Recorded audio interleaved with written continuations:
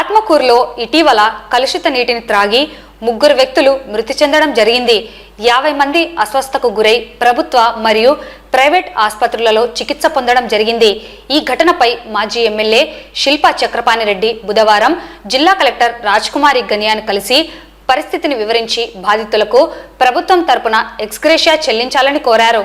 ఈ సందర్భంగా మాజీ ఎమ్మెల్యే శిల్పా చక్రపాణిరెడ్డి మాట్లాడుతూ ఆత్మకూరులో గత 40 సంవత్సరాల క్రితం త్రాగునీటి సరఫరా నిమిత్తం ఏర్పాటు చేసిన నీటి పైపులు లీక్ కావడంతో కలుషిత నీరు త్రాగిన వారు తీవ్ర అస్వస్థతకు గురై 3 మృతి చెందారని 50 మంది అస్వస్థతతో చికిత్స పొందడం జరిగిందన్నారు.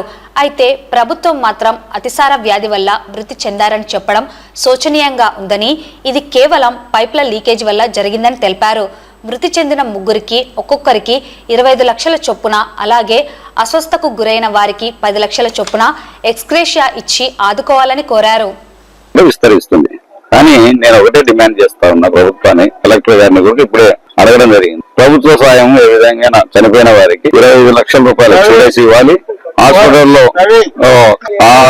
చికిత్స పొందుతున్నారు వారికి కూడా 10 లక్షలు ఎక్స్గ్రేషియా ఇవ్వాలని కలెక్టర్ గారిని కోరడం జరిగింది.